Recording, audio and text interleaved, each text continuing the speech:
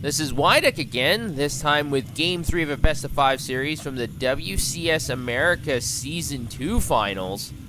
And from the quarterfinals stage, we're spawning here on Shir Vestige, and spawning in the bottom right as the Red Terran, we got Team Liquid's Taeja.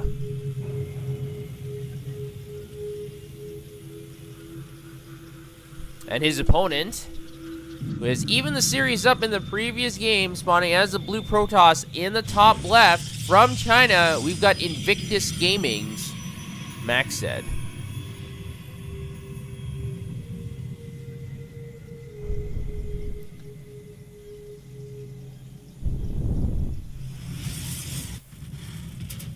So Taeja's gonna have to figure out a way to stop Macsed, otherwise Macsed's going to have all the momentum. The series is currently tied 1-1, and remember, this is a best of 5, so either player can still lose this game and still come out with the victory, but obviously you'd rather be in a 2-1 series lead than a 1-2 series disadvantage. Taeja is generally seen as the better player between the two, but these are pro players, and any player can defeat any other player on any given day. So it'll be interesting to find out what kind of special tactics either player have stored. Maybe it might be time to pull them out. Shir Vestige is a very good map. A lot of players do like Shir Vestige. This isn't Red City by any means, and it looks like Taeja is going to be going for 14cc on the low ground once again. So Taeja is just using the same build every single game, and Macsed hasn't scouted it really before, and I guess Taeja is banking on that once again. And it looks like, yeah, Macsed is not scouting with his probes. He's just doing his own thing back at home, getting the cybernetics core. Taeja is getting his first barracks, and he's going to put down the second one to finish that block off, and this is very vital because if this command center first on the low ground goes awry, then at least Taeja can lift this command center behind this wall of barracks and supply depots. So that is something to note. That is very important as a Terran player, especially when you're going for a very risky CC build first, especially on the low ground. But like I said before, Taeja has yet to be punished for this build in this series, and Macsed is not scouting again, so I don't think Taeja is going to get punished in this game either. Macsed has put down his Nexus. I find it so odd that both players are so economically inclined. They just put down their buildings at their natural, and they don't really scout either player before they decide to do that, or they do it really early. Because generally a lot of pro players that I've seen, they want to put the command center. If they want to go first, they'll put it on the high ground. Or if they want to put it on the low ground, they'll build the barracks first, and then they'll put the command center on the low ground, and they'll have a few Marines and things like that, so they can kind of defend that. Actually, a misclick by Taeja, shooting his own Marine. And that sucks because you got to remember, there are no medevacs this early in the game. So if a Stalker or Zealot does come by, you might be able to pick off this Marine a lot easier. And Taeja's getting really super greedy at the 5-minute mark. He's put down a command center at the 3rd. What is going on here? We've got a Stargate coming in from Macsed, but Macsed hasn't scouted anything about Taeja if you look at his vision. So Taeja's getting really super greedy. Command center at the 3rd. He's going to put the barracks up. Another one, and a bunker at his natural, but this is really, really risky. If Macsed does any scouting at that 3rd location, he can really push into that and force the liftoff.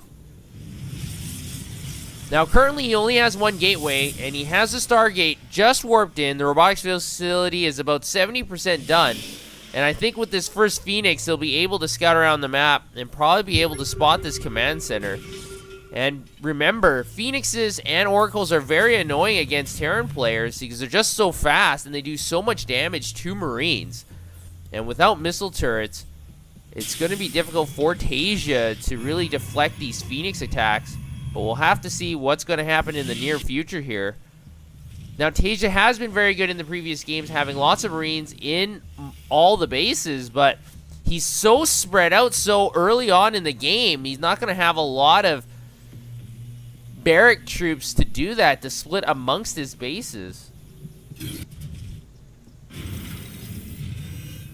Stim has been started, and it looks like Macsed is getting more and more Phoenixes. In fact, he's just rallied them just outside his main.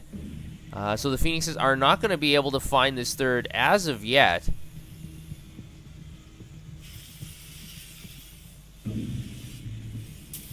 And I like this play from Taeja that he's putting Marines in all the bases because he's suspecting some sort of air unit or some sort of drop to be coming by. And it has paid off in the past. So I do like the strategy, but like I mentioned before, there are no anti-air units or any units other than SCVs at the third for Taeja, so this is very susceptible to an attack. But it looks like the Phoenixes are coming in at an angle. They might not be able to spot this command center. Yes, they are going to be able to, and they're going to lift off all these SCVs, so this is going to be a loss for Taeja. These SCVs are going to be retreating, at least as much as they can. Four of them are picked off, so some losses for Taeja, but you have to remember, he's been mining from this third base for a while. And now Macsed is thinking, well, what can I do? I've spotted the third, and he's going to be warping in a couple more gateways. Robotics Bay is just warped in, but he doesn't have really any units to deal with this. Look, he's only got 3 Zealots, a Stalker, and 3 Phoenixes in 1 Sentry. So even if he wanted to push out across the map to deal with this third, I think Taeja has enough Marines and Marauders to deal with it adequately. So it's very unfortunate for Macsed finding that third at about the 8.5 minute mark. And it looks like he might be countering by getting his third. But as a Protoss player, if you're going to be playing 4 bases, if you're behind, you're really behind.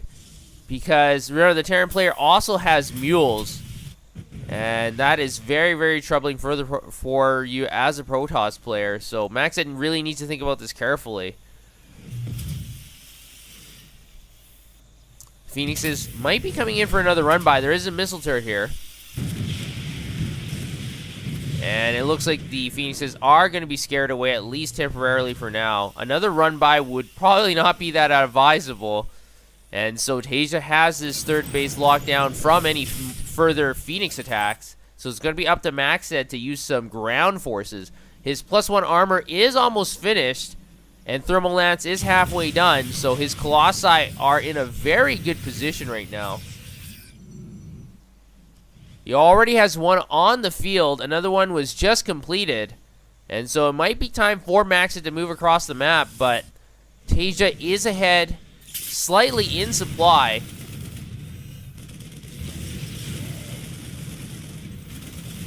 But these Marines are caught in the middle of the map. They have no medevacs to reinforce, and now Taeja is going to be retreating with this group of Marines.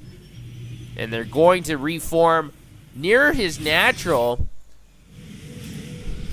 And Macsed is going to be the aggressor here. He's got a whole bunch of Phoenixes and 2 Colossi. He doesn't have that many Stalkers in this composition, but that's a lot of Marines. And remember, they do have stim and combat shields. And this might not work out well for Macsed. He's going to charge in here. That bunker is doing significant damage. Cover field, the Zealots do go down. You got an SCV pull as well to bunker.